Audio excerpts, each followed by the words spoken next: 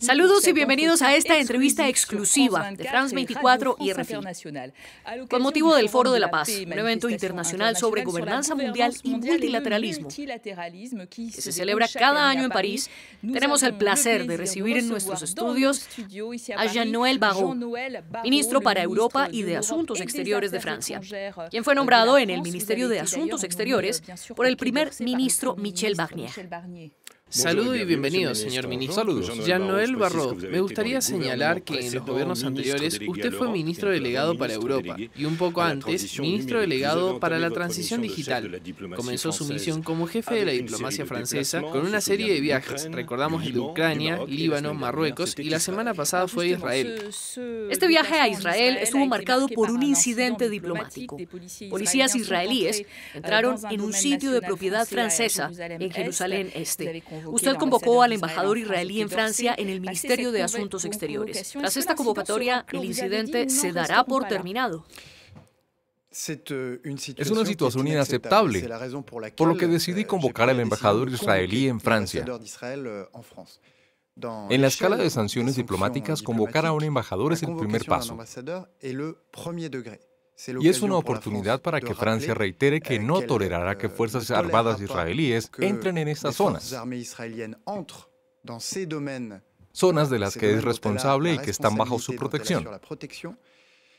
Y para reafirmar categóricamente que este incidente no debe volver a repetirse. Que las fuerzas entren sin autorización y armadas. Sin autorización, por supuesto.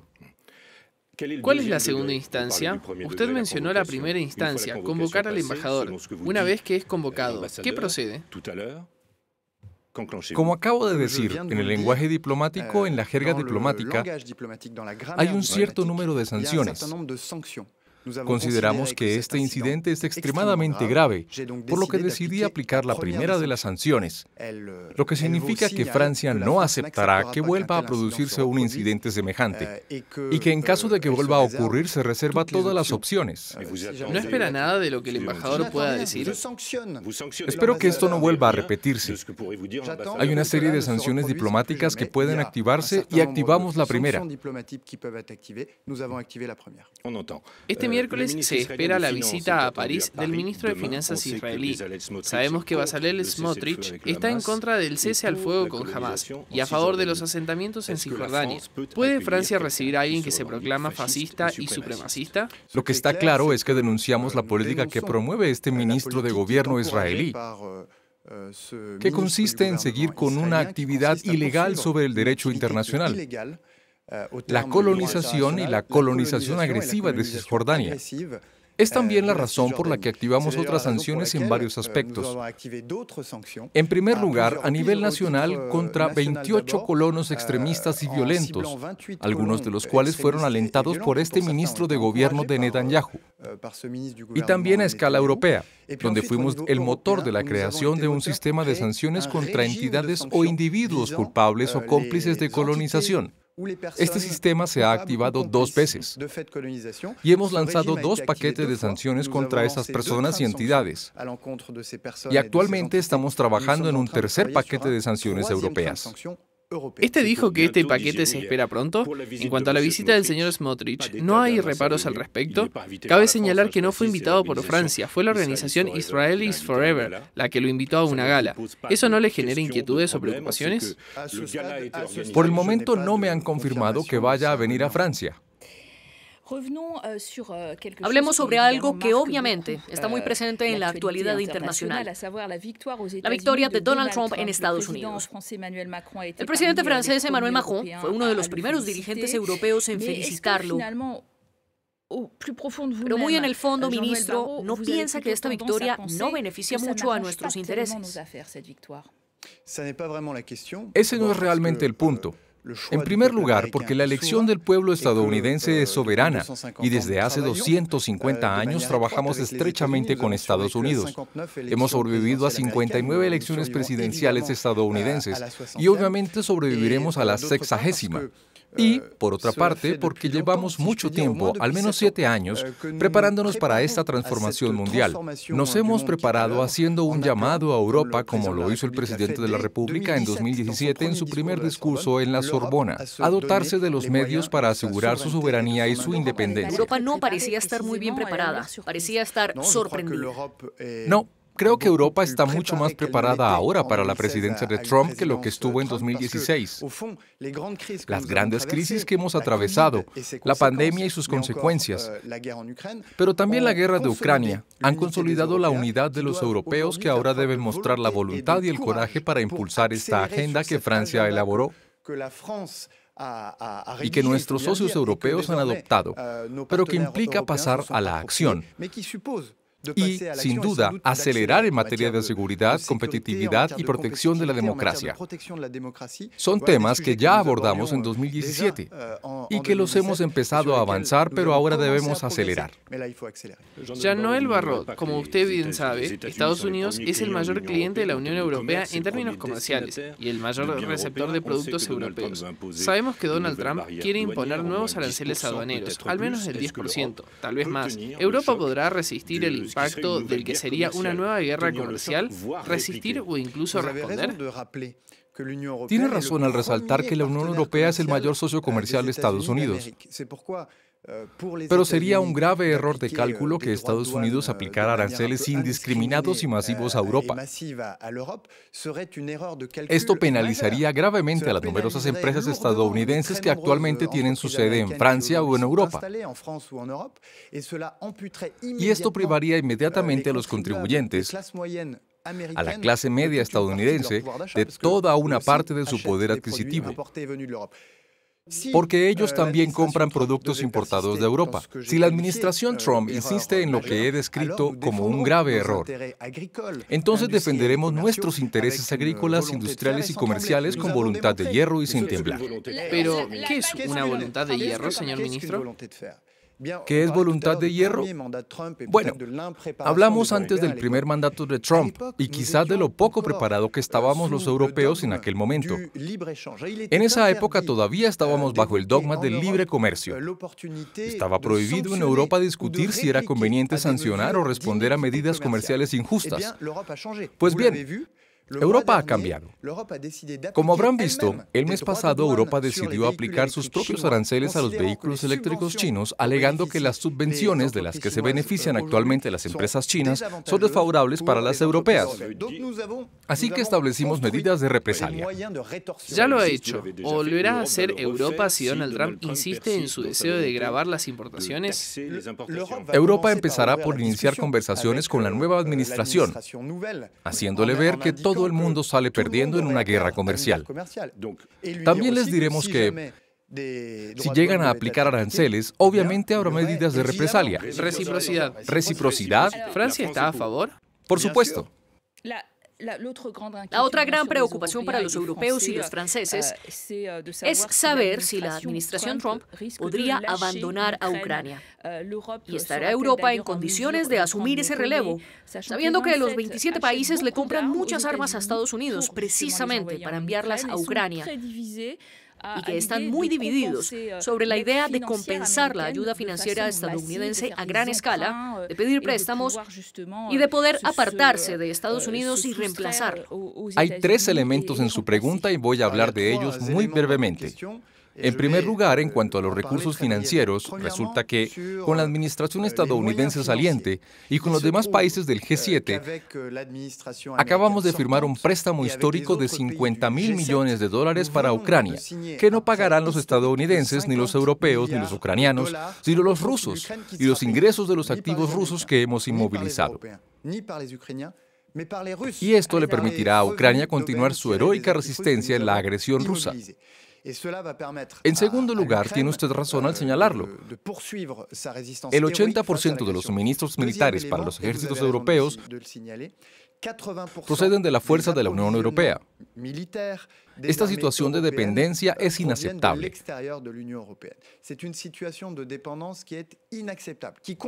Y en cierto modo condiciona algunas de nuestras opciones geoestratégicas.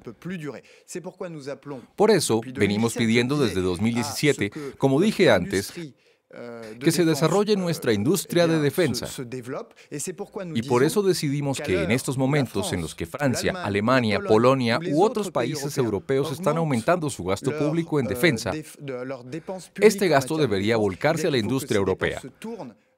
¿Y por qué?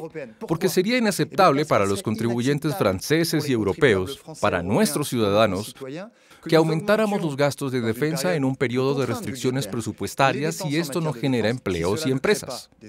Pero eso es lo que Donald Trump nos va a pedir. Y le contestaremos lo que conviene. Como nos ha dicho muchas veces, que nuestro gasto de defensa aumente para que Europa pueda garantizar su propia seguridad.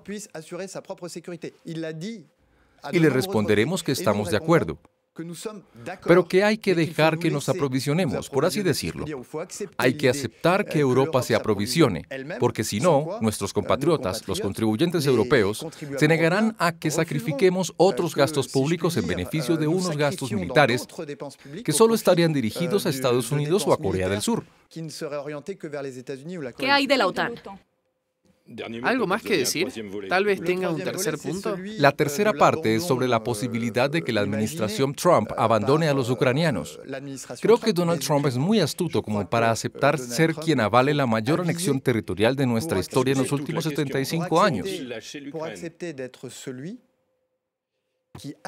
Esto sería avalar definitivamente la ley del más fuerte y tendría consecuencias sumamente graves, no solo en Europa, sino en todas partes, donde las potencias agresoras consideran que tienen un salvoconducto para invadir el país vecino o el país que les interesa.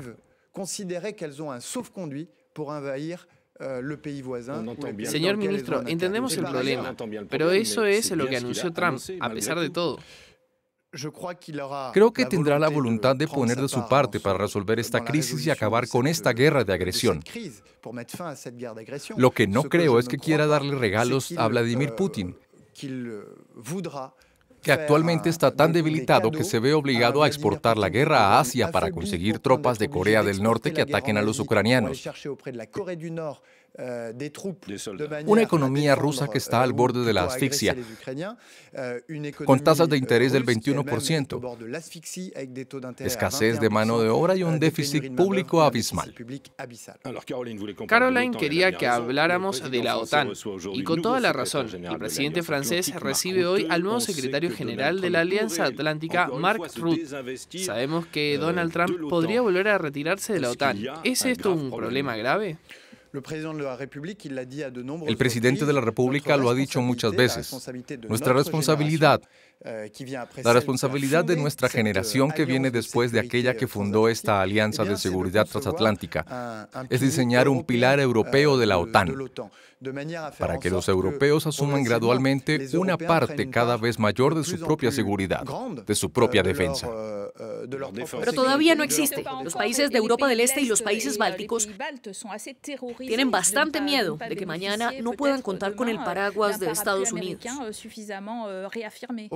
Por el contrario, creo que nuestros aliados de los países del Este y nórdicos están ahora convencidos de que algo tiene que cambiar. Dada la amenaza existencial que la agresividad de Vladimir Putin supone para Europa y en particular para Europa del Este, ya que lo están viviendo de cerca. Efectivamente, Estados Unidos tiene otras prioridades estratégicas que la defensa de Europa. Y, por lo tanto, debemos avanzar en la dirección que venimos señalando desde hace años. Es decir, el desarrollo de una industria de defensa, el aumento de nuestros gastos y una relación cada vez más estrecha entre los ejércitos europeos. Hacia allá vamos, pero no vamos a crear una industria europea de defensa de la noche a la mañana, señor ministro. Hemos empezado bien y hemos empezado a gestar nuestros instrumentos de financiación a escala europea.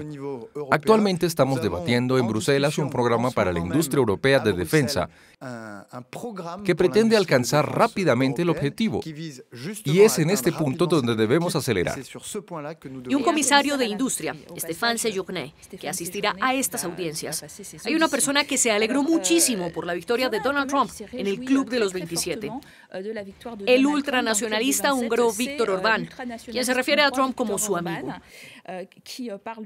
¿Será que ella, que nunca ha sido muy pro-Ucrania, no va a aprovechar para pedir que Estados Unidos no apoye a Ucrania y convertirse en el hombre que le hable al oído al presidente estadounidense? No creo que Viktor Orbán pueda exigir algo.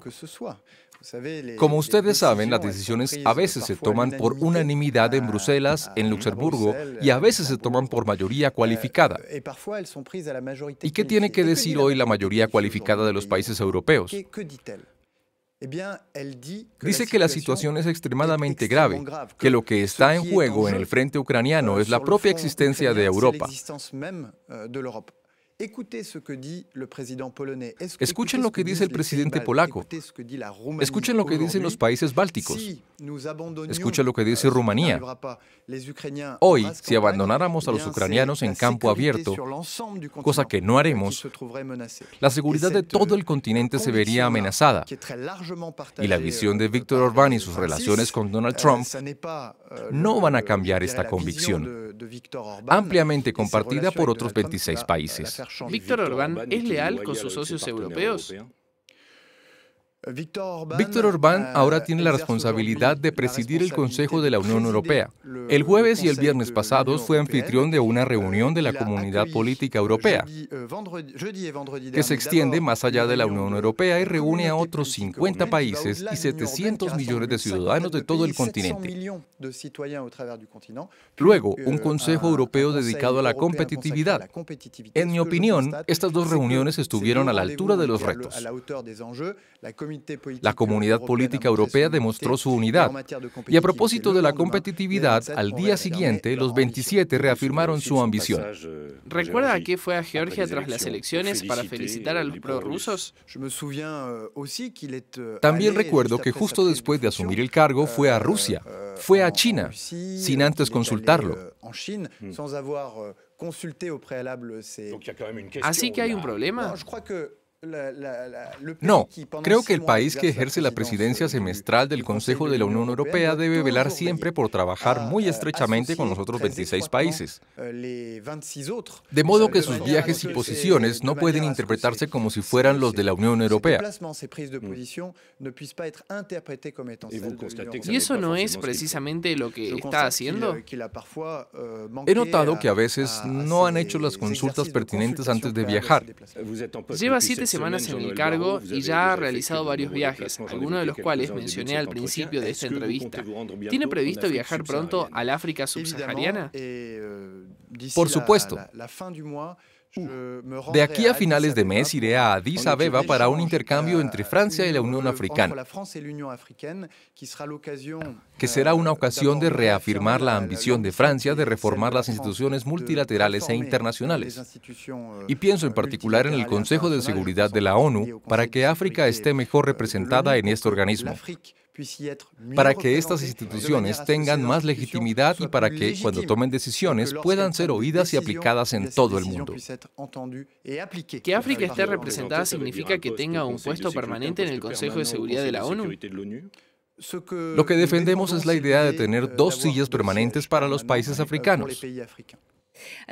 Francia ha tenido que retirarse de varios países del Sahel, en los que pretendía luchar contra el terrorismo.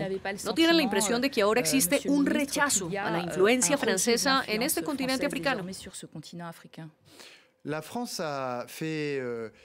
Francia decidió cambiar sus relaciones con los países africanos. ¿Decidió o se vio en la obligación?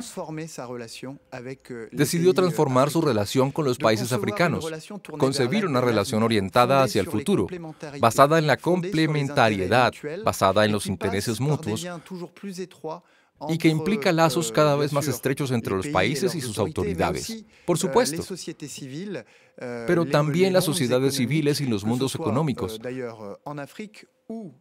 ya sea en África o en Francia y Europa, donde tenemos diásporas africanas muy importantes que contribuyen en gran medida a la vida económica, social y cultural de nuestros países. Esta es la agenda de transformación que hemos empezado a implementar y que seguiremos ampliando. Y hemos visto que han dado unos resultados muy interesantes, que nos animan a seguir por este camino. Como usted lo sabe, el 1 de diciembre se conmemora el 80º aniversario de la masacre de Tiaroye en Senegal. Decenas de tiradores fueron asesinados por el ejército francés. ¿Francia va a participar en las conmemoraciones? ¿Está Francia invitada a participar en este acto en algún nivel? Francia estará presente en este importante momento. No puedo decirles hoy cómo ni a qué nivel. Ya que pronto viajará al continente, ¿podría ser usted? No puedo confirmar qué representación tendrá Francia, pero estará presente porque es un momento importante en esta refundación. ¿Las autoridades senegalesas lo invitaron? Esta refundación de las relaciones entre Francia y los países africanos pasa también por un trabajo de memoria que, como saben, es una de las principales prioridades del presidente. Esa es la cuestión, pero técnicamente, ¿fue Francia invitada por las autoridades senegalesas? Técnicamente, le contestaré cuando tenga la Así que por respuesta. ahora no tiene una respuesta. Usted también es ministro para Europa, y las relaciones de la Unión Europea con África se han topado con la creciente influencia de China y Rusia en este continente, sobre todo a través de importantes acuerdos estratégicos, pero que incluyen mucho el tema de la migración. Tenemos la impresión de que nuestro objetivo final es deslocalizar la gestión de la migración y de los solicitantes de asilo, sobre todo en los países africanos, con relaciones bilaterales de la Unión Europea, y también relaciones entre unos países y otros.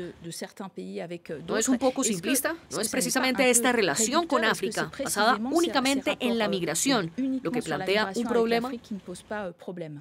En ningún caso y de ninguna manera nuestra relación con África se enmarca únicamente bajo el prisma de la movilidad y la migración. Incluso diría que en términos de movilidad y migración, la cuestión de la inmigración ilegal es una cuestión que abordamos con nuestros aliados africanos porque ellos se ven afectados en gran medida por la migración ilegal. Pero este es solo uno de los subcapítulos, ya que también tenemos los intercambios humanos, los intercambios de talentos, las idas y vueltas de África a Europa, que debemos tratar paralelamente a este tema de inmigración ilegal. Pero todo esto es solo uno de los capítulos de este libro que estamos escribiendo con cada uno de los países africanos con los que queremos, como decía, reconstruir una relación basada en nuestra complementariedad y nuestros intereses mutuos. Luego está toda esta cooperación económica y cultural, la cooperación de las sociedades civiles, que a veces también están presentes en Francia y a las que queremos implicar en esta labor de refundación. Así que creo que sería demasiado simplista, contraproducente e ilusorio reducir las relaciones con cualquier país africano en torno a la cuestión de la migración. Como sabemos, la COP29 empezó hace poco en Azerbaiyán, y las relaciones entre Francia y Azerbaiyán están muy tensas. Azerbaiyán detuvo a 3 ciudadanos franceses y está llevando a cabo una campaña hostil en sus territorios de ultramar. ¿Francia piensa responder de alguna manera? Primero que todo, usted menciona la COP, y me gustaría recordarle que en 2025, el próximo año, estaremos celebrando 10 años del Acuerdo de París, que es una enorme victoria para la diplomacia francesa, que ha hecho avanzar la causa del cambio climático de una manera que no se había hecho antes. ¿Y Azerbaiyán? Por eso tenemos negociadores en Bakú, que están trabajando en este mismo momento para que varias negociaciones concluyan con éxito, en particular sobre los mercados de cuotas de carbono. Dicho esto, estamos muy alerta porque esta COP también atrae a los representantes de la sociedad civil y estamos muy vigilantes para que su participación en la COP no plantee ningún problema. Es decir, que no hay riesgo para los franceses que asistan a la COP. Estamos muy vigilantes y pendientes de la situación. 11 y 12 de noviembre, Foro de la Paz en París. Para terminar, el multilateralismo, el orden mundial que funciona, sigue siendo siendo un tema de actualidad? ¿Se siente optimista ante la impotencia de la ONU y los llamados sin respuesta a un cese al fuego? El multilateralismo sobrevivirá con la condición de que se reforme, y esta es la ambición de Francia, que podamos tener un Consejo de Seguridad más representativo de los grandes países emergentes y de los países africanos, que tengamos instituciones financieras que les permitan a los países del sur no tener que elegir entre la lucha contra la pobreza y luchar por el clima, y que tengamos un derecho internacional humanitario que sea respetado de cualquier circunstancia. Estos son los tres pilares del trabajo que el presidente de la República y el primer ministro me pidieron llevar a cabo, y pienso hacerlo con determinación. Gracias por ser nuestro invitado de hoy, Jean-Noël Barrot, ministro de Europa y Asuntos Exteriores de Francia. Gracias por habernos visto en RFI y en France 24. Quédense con nosotros, la información continúa.